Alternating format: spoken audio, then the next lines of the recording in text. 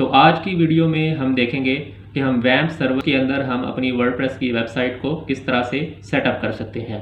नई वर्डप्रेस की website create करने के लिए आप सबसे पहले wordpress.org वेबसाइट को विज़िट करें। आप गेट वर्डप्रेस के बटन पर क्लिक करें, स्क्रॉल डाउन करें और यहाँ पे इस बटन पे आप क्लिक करें तो आप लेटेस्ट वर्डप्रेस का वर्जन डाउनलोड कर सकते हैं। वर्डप्रेस का लेटेस्ट वर्जन मेरे पास डाउनलोड हो चुका है। अब आप इसको इस्तेमाल करके अपनी वर्डप्रेस की वेबसाइट क्रिएट कर सकते हैं। सबसे पहले आप इसको कॉपी कर लें, Ctrl+C, और जो आपका www का फ़ोल्डर है उसके अंदर आप इसको पेस्ट कर दें, wamp64 www, और इस फोल्डर के अंदर आप इसको Ctrl+V के ज़रिए पेस्ट कर दें। अब आपने इसको यहाँ पे एक्सट्रैक्ट करना है, तो WinZip के अंदर आप इसको, या अगर आपके पास कोई और कंप्रेसिंग का टूल है तो आप उसको इस्तेमाल करके इसको एक्सट्रैक्ट कर सकते हैं। आप इस ज़िप फाइल को एक्सट्रैक्ट करें। अब ये ज़िप फाइल एक्सट्रैक्ट होना शुरू हो चुकी है। ज़िप फाइल एक्सट्रैक्ट हो चुकी है, इस पर डबल क्लिक करें, इसको ओपन करें।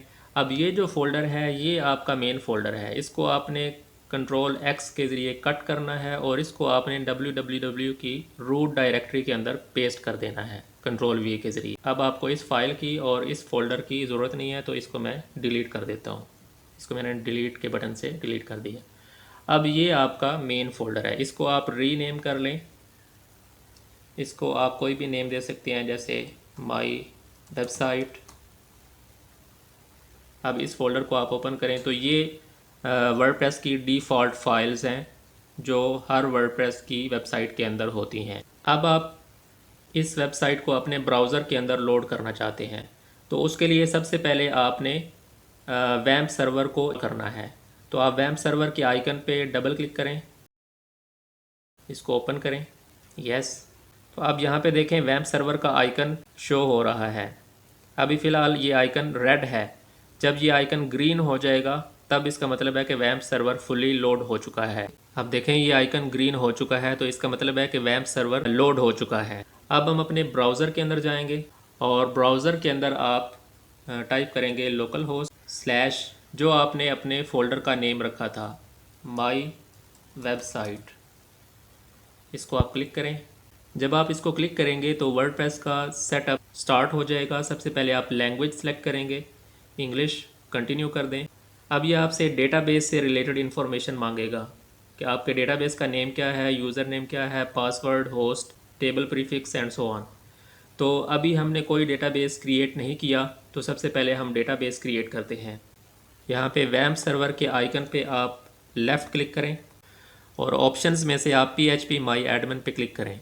PHP माई एडमिन को जब आप ओपन करेंगे तो ये आपसे यूज़र नेम और पासवर्ड मांगेगा। मैंने अपना यूज़र नेम और पासवर्ड यहाँ पे एंटर किया हुआ है।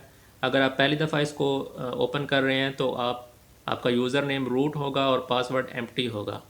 और यहाँ पे आप गो पे क्लिक करें तो यहाँ पे आप देख सकते हैं लेफ़्ट साइड बार के अंदर आपके सारे डेटाबेसेस अवेलेबल हैं। यहाँ पे हमने एक न्यू डेटाबेस क्रिएट करना है तो मैं न्यू के बटन पे यहाँ पे क्लिक करूँगा। तो यहाँ ये पूछ रहा है कि आप डेटाबेस का नेम क्या रखना चाहते हैं। तो फॉर एग्ज़ाम्पल मैं इस डेटाबेस का नेम रखता हूँ माई वेबसाइट और इसको इस सेटिंग को एज़ इट इज़ रहने दें और क्रिएट के बटन पे क्लिक कर दें। तो डेटाबेस क्रिएट हो चुका है। अब आपने इस डेटाबेस को यूज़र असाइन करना है तो आप प्रिविलेजेस के बटन पे क्लिक करें और यहाँ पे आप ऐड न्यू यूज़र अकाउंट और यहाँ पे आप यूज़र नेम दे दें, फॉर एग्ज़ाम्पल टेस्ट यूज़र, और होस्ट नेम आप परसेंटेज रखेंगे और पासवर्ड सेट करें यहाँ पे। फिर रीटाइप पासवर्ड के अंदर आप पासवर्ड को दोबारा एंटर करें। फिर आप यहाँ पे नीचे आएँ और प्रिविलेजेस इसको क्या असाइन करनी है, तो मैं यहाँ पे इसको चेक ऑल कर देता हूँ। तो इस यूज़र को इस डेटाबेस पे सारी प्रिविलेजेस असाइन कर दी जाएंगी। इस पे मैं गो पे क्लिक करता हूँ तो न्यू यूज़र ऐड हो चुका है। अब मैं वापस वर्डप्रेस की कॉन्फ़िगरेशन के अंदर आऊँगा। यहाँ पे लेट्स गो के बटन पे क्लिक करें। यहाँ पे आप अपने डेटाबेस का नेम एंटर करें जो आपने क्रिएट किया है। डेटाबेस का नेम था माई वेबसाइट, यूज़र नेम था टेस्ट यूज़र और पासवर्ड था test user, database host is local host, और टेबल प्रीफिक्स आप WP_ ही रहने दें। इसको आप सबमिट कर दें। ऑलराइट, अब रन दी इंस्टॉलेशन के बटन पे क्लिक करें। यहाँ पे आप अपनी साइट का टाइटल दें, माई वेबसाइट। वर्डप्रेस के डैशबोर्ड के अंदर लॉगिन करने के लिए आप यहाँ पे यूज़र नेम डिफ़ाइन करें, फॉर एग्ज़ाम्पल टेस्ट यूज़र। इसको फ़िलहाल मैं पासवर्ड भी टेस्ट यूज़र ही दे रहा हूँ, लेकिन आप यहाँ पे स्ट्रॉन्ग पासवर्ड एंटर करेंगे। यहाँ पे वो कह रहा है कि आपका पासवर्ड वीक है, तो मैं confirm use of week password कर देता हूँ।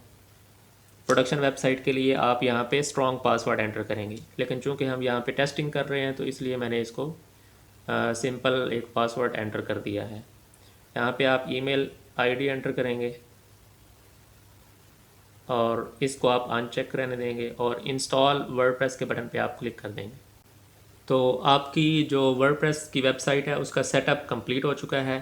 अब आप अगर वर्डप्रेस के डैशबोर्ड के अंदर लॉगिन करना चाहते हैं तो आप लॉगिन के बटन पे क्लिक करें और जो आपने यूज़र नेम और पासवर्ड असाइन किए थे वो यहाँ पे एंटर करें, टेस्ट यूज़र, और पासवर्ड था टेस्ट यूज़र,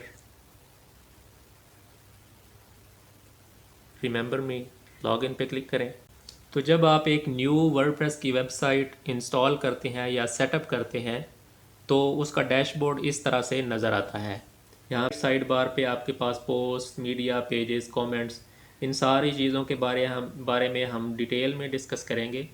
अभी हम अपनी वेबसाइट को विज़िट करते हैं। माई वेबसाइट हमारी वेबसाइट का टाइटल है। इस पे जब आप होवर करेंगे तो इसके नीचे विज़िट साइट का बटन है, इस पर जब आप क्लिक करें, open link in new tab, तो अभी फ़िलहाल हमारी वेबसाइट इस तरह से नज़र आ रही है। आने वाली वीडियोस के अंदर हम वर्डप्रेस के सारे फीचर्स को स्टेप बाय स्टेप डिस्कस करेंगे